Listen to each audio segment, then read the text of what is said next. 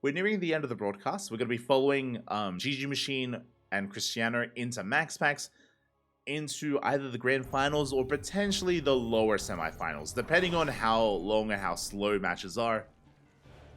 Again, EBA versus Lambo was a very long series, so the lower half of the bracket has been delayed, but now we're getting into this. And spawning in the top right-hand corner of Hecate, we have the red Zerg player representing 3D Clan, the young up-and-comer. It is GgMaChine. And spawning in the bottom left-hand corner, we have his opponents. We have the pink Protoss player representing Team Blazer, the Polish Protoss. It is Krystianer.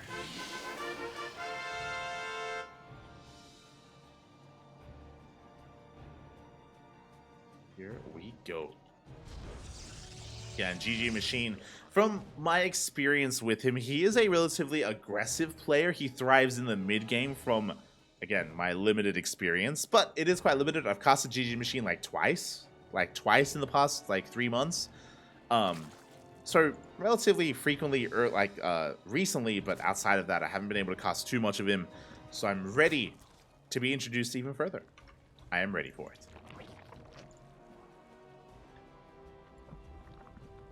Here we go. For the time being, it's going to be a hatch gas pool, standard opener out of GgMaChine. Across the map, we do have Krystianer going for a gate expand into the Cybercore, standard opener as well. Of course, Krystianer has been hot recently. He is recently off the back of a finals run in the House Galactic Battle. For those that are curious, we did cast last week a Polish LAN. It was a Polish offline event where we had a Laser, Spirit, Krystianer, and Krystianer came second. He did knock Spirit down, and he had a really good series against a Laser as well. He actually beat a Laser in the upper bracket. So Krystianer had an insane run in that offline event, bringing down Spirit and a Laser. In the end, he fell in the rematch, and Krystianer did actually come second in the end, but a really good result nonetheless. A really powerful performance out of Krystianer. So we'll see if he can replicate that success and have an even deeper run here in ESL Open Cup Europe.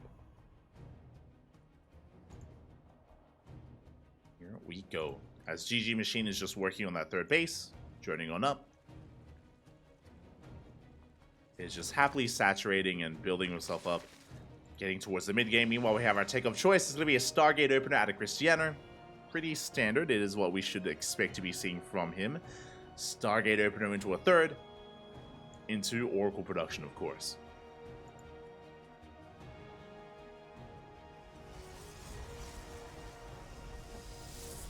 "30 years older than GgMaChine. StarCraft is a beautiful game." Yeah, I love that there's still new faces, right? Like EBA is a young teenager, right? We have Night Phoenix, we have GgMaChine, we have Arrow Fire. There's a lot of relatively fresh faces in the scene, especially in Europe. It's great to see.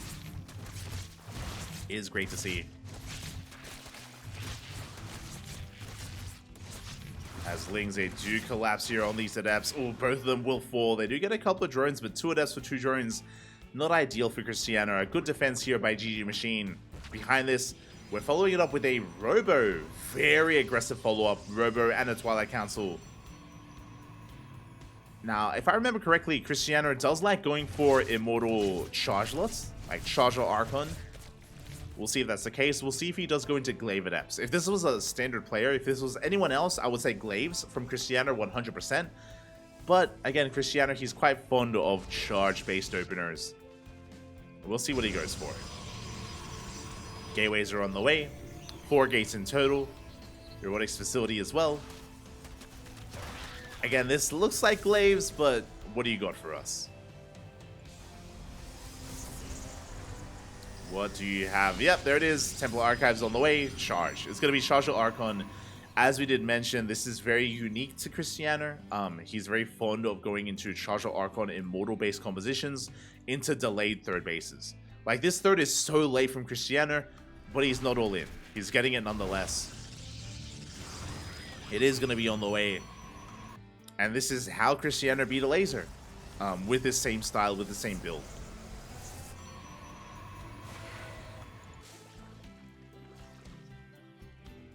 Across the map, GgMaChine throwing down gas geysers, getting into roach production, throwing down a safety lair. I mean, everything is on time for our Zerg player. And hopefully he doesn't overreact. He does get eyes on the third. And he has been droning up quite freely. Adepts do shade into the natural though, and drones are going down. 2, 3, 4 workers do get picked off. Oh, we get a 5th. And barely a 6th as well. A much better trade for Krystianer at the same time. Massive stasis into the main base, and 6 drones do get caught in it. Again, GgMaChine testing, Krystianer testing the reaction time here of GgMaChine. And so far, GgMaChine, he is struggling to go for the tri-pronged attack. Adepts into the natural, Oracle into the main, and Archons towards the third.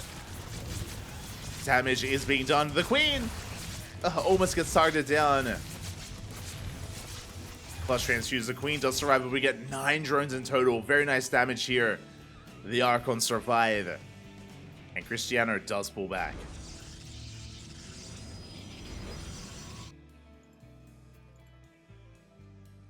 Krystianer, he does pull back. GgMaChine. Trying to keep up still with the Archon drops. Unable to, though.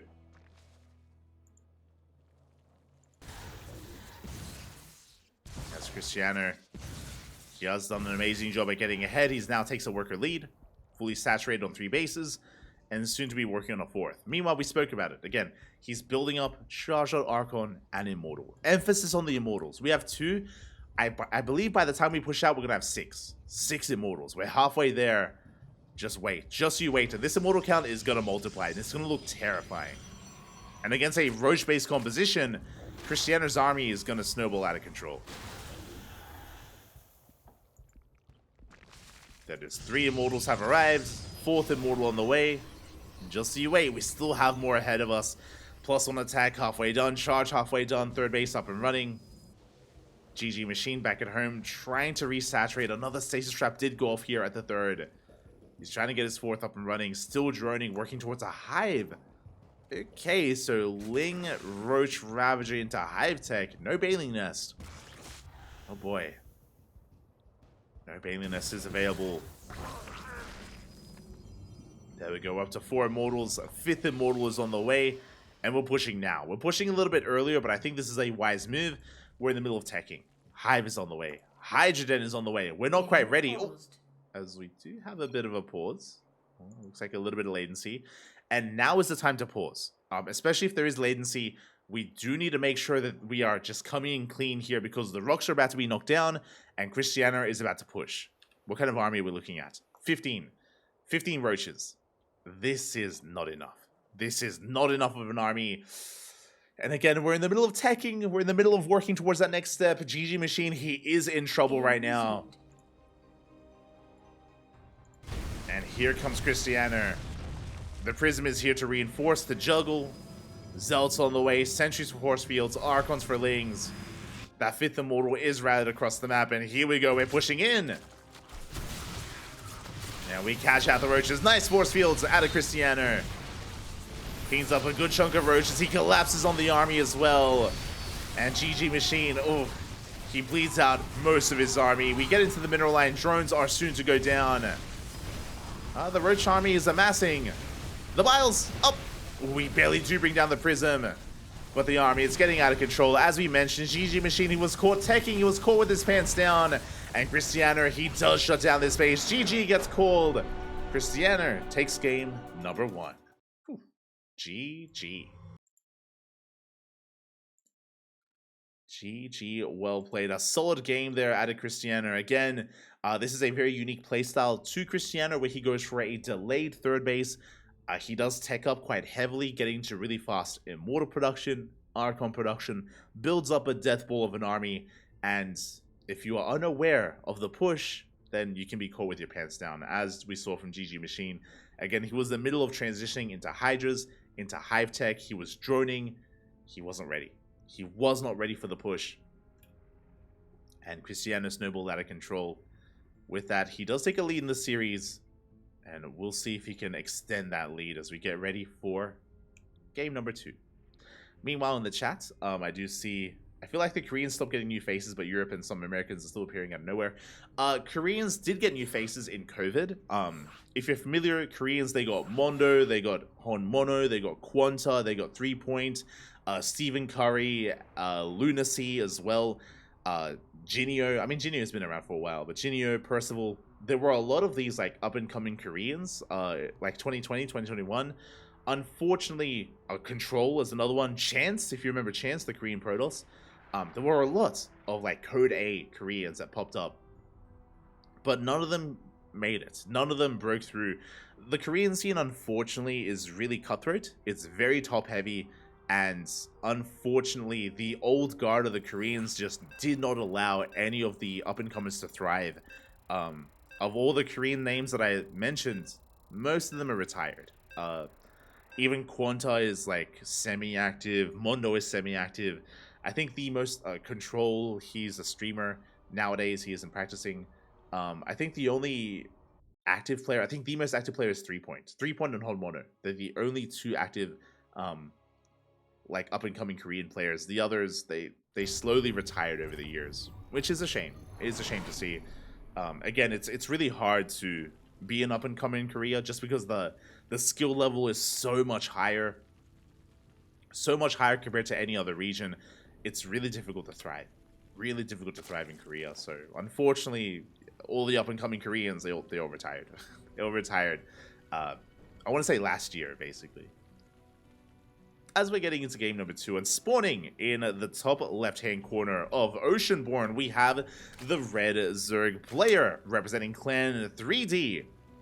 Ooh, down to the series, looking to fight back, it is GgMaChine. And spawning in the bottom right-hand corner, we have as opponent, we have the blue Protoss player representing Team Blazer. Leading the series 1-0, it is Krystianer. Here we go. The other thing I wanted to touch on, unfortunately there aren't any new American players, or NA players, unfortunately. Likewise, just like how in every region, during the COVID era of StarCraft, a lot of players popped up. PattyMac popped up for the Americas, and Trigger as well. PattyMac, he rose in 2020, and Trigger rose in 2021. Both of them rose up. But PattyMac has since retired. You know, he's focusing on his studies.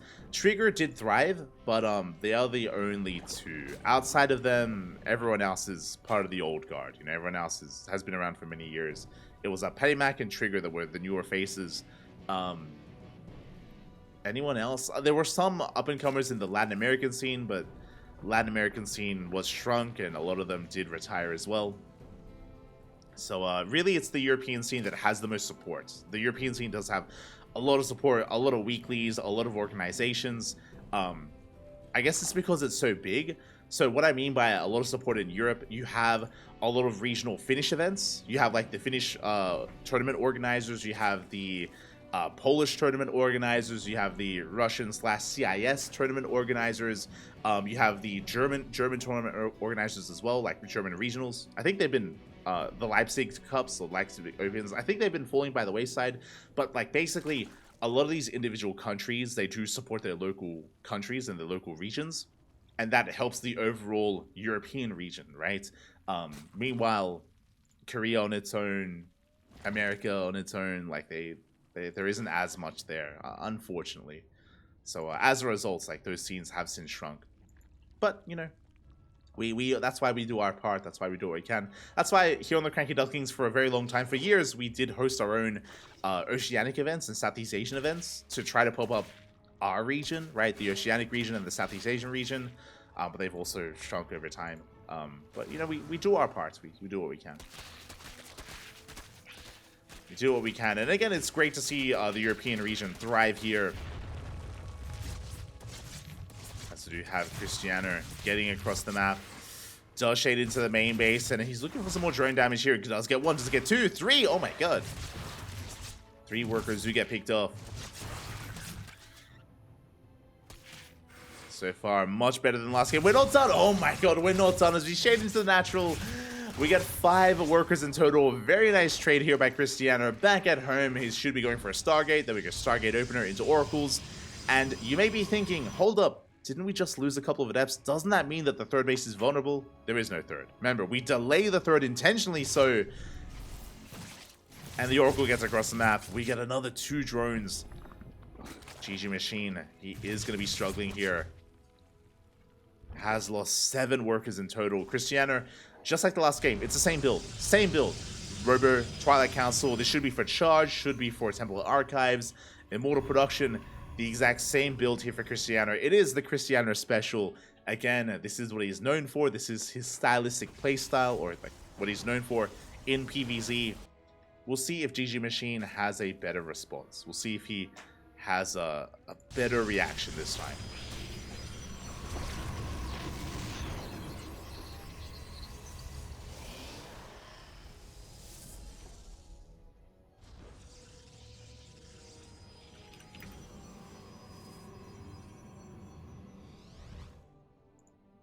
Here we go.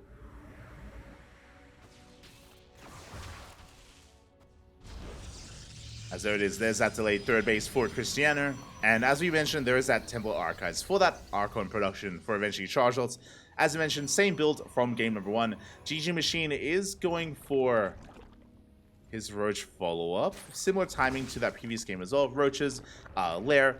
What I will say, really the only thing that GgMaChine has to take care of is taking up too quickly, is rushing towards Hydras and Hive Tech. If we settle things down on 4 bases, if we stay on their tech and build up a Lingbane Roach Ravager army, GgMaChine should be okay. He should be able to survive the eventual aggression from Krystianer.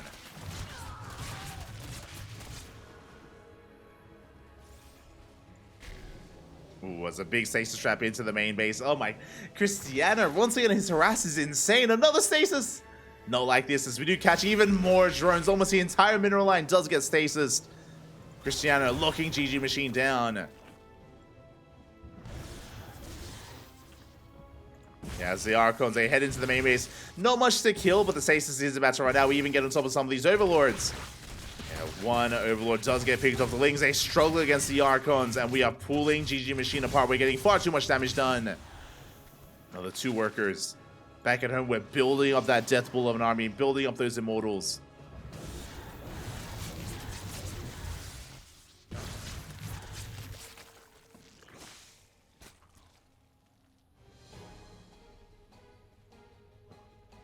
Krystianer will be pulling back.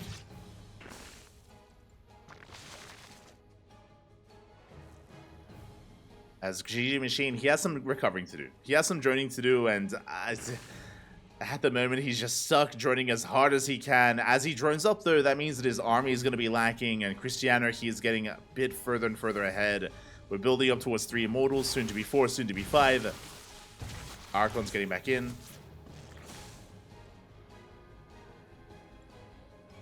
So do pull back.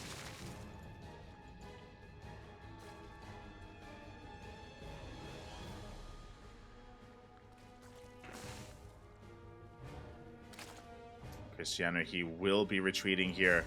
Meanwhile, again, we're just building up towards, actually it would be 4th base. Quite different to the last game. If you remember last game, there was no 4th inside for Krystianer. But here he's building up on that 4th. Towards that 4th even. And I do appreciate that this time GgMaChine, he throws down a Baneling Nest. So he is staying on Lair Tech. He's staying on Lingbane Roach Ravager. He will have a more robust army.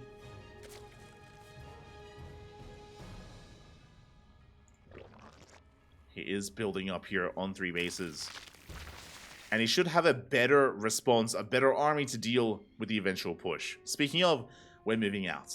Once again, the same timing out of Krystianer. 4 Immortals, 2 Archons, 5 Sentries. And of course the Prism to reinforce. This time GgMaChine is better prepared, but does he have enough? Because he lost a lot of drones in the process. That's a problem. He lost a lot of workers. While they take down some of the Zealots. Good force fields. We catch out the Roaches. We catch out the... Oh, so many Roaches going to be going down. The Ravagers are trapped as well, and Krystianer, he just dealt far too much economic damage. He killed 14 drones in the lead up to this, and he snowballs out of control. Banelings are rolling in, but GgMaChine does not have enough of him to defend. Does get into the middle line. Massive connections. 16 probes go down, but GgMaChine, he's lost his army. That's what matters most. The army has fallen. Krystianer, he still has the Prism. GG gets called, and Krystianer takes the series 2-0. GG.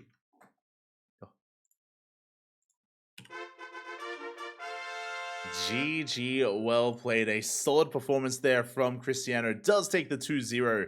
Does take down GgMaChine in a pretty dominant fashion. Again, just the same playstyle, same builds, and I guess if you're in the chats, I do recommend studying this if you are maybe interested in replicating Krystianer. There's a lot of replays, or there's a lot of games out there of Krystianer playing this style. It's very solid, very robust, and again, if you do enough damage early on, economic damage specifically, and if your opponent cuts too many corners, then you can just punish them hard here, and it can look terrifying to play against. So congratulations. Krystianer will advance on into the next round, where he has an opponent ready and waiting. If you remember, MaxPax was able to take down Night Phoenix 2-0, and MaxPax has been patiently waiting for this series to conclude.